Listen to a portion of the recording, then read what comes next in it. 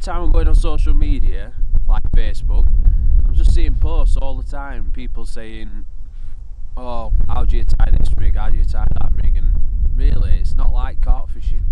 It's just keep it as simple as possible and that'll just catch your fish. Pike fishing shouldn't be complicated. If it is, then you're doing something wrong, seriously. Anyway, this is my float ledger rig. At top I've just got a stop. It's basically a stop knot, but it's a slide on one. You can use power gum and tie it, but I prefer the little slide on ones.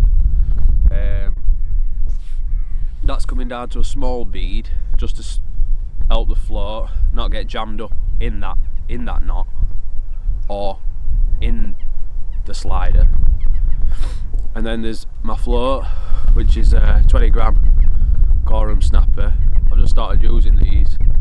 Seem pretty decent, although it does say hardened, and I've already got cracks in it, and that's from a little bit of use. In fact, I've got quite a chunk out of it there. So they're buoyant enough, but that's about it. And that's just sliding free.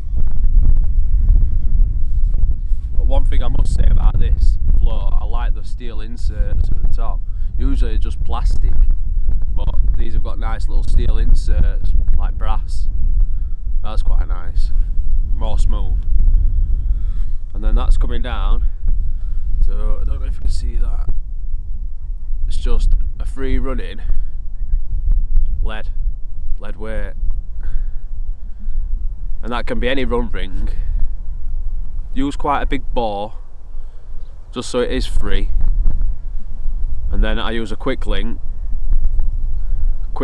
should I say, and that's just for easy getting my lead on and off when I'm moving. Stops it banging against my rod when I'm moving about a lot.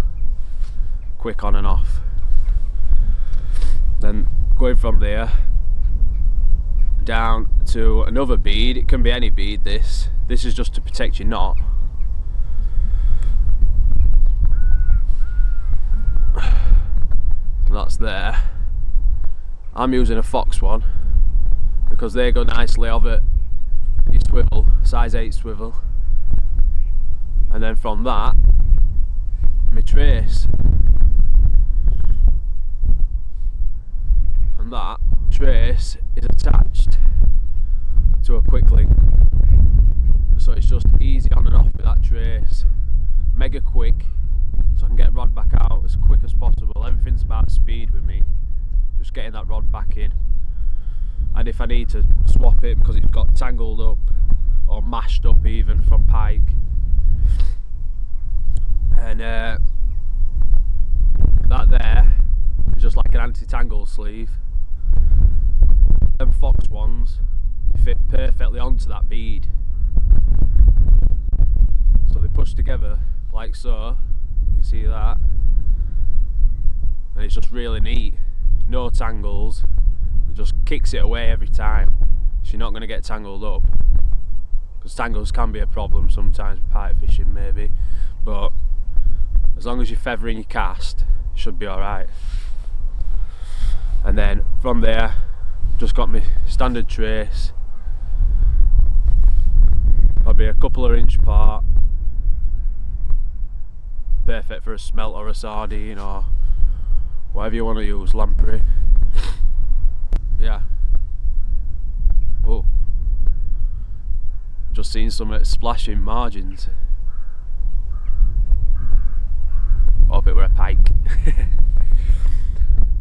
Yeah, anyway, that's my float ledger. I use that on like when there's a bit of flow on river, but you can use it in lakes, you can use it anywhere. It's just a standard rig basically, and it works wonders. Really good rig. So yeah, give it a go.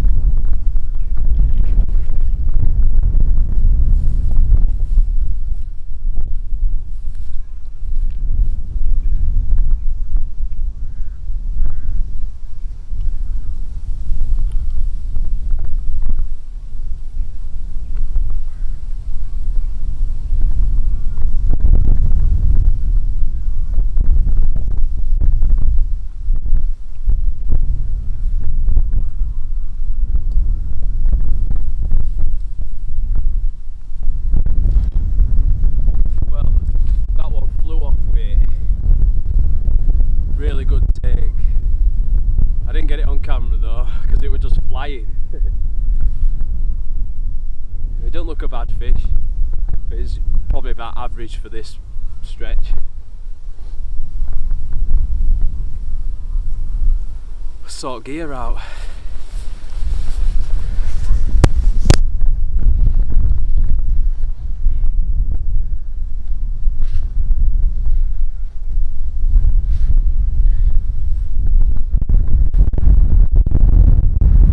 I'll show you this one. Probably about £9 maybe.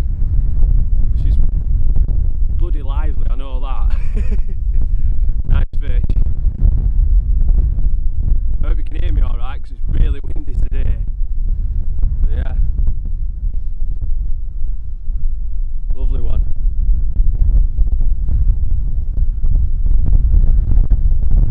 Get her back then.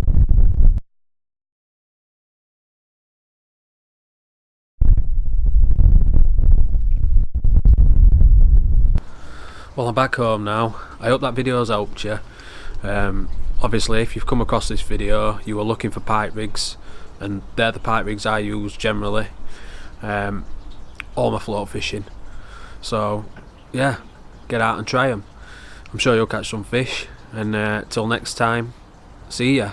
Please like and subscribe, and you'll see more. So, good luck. Tight lines.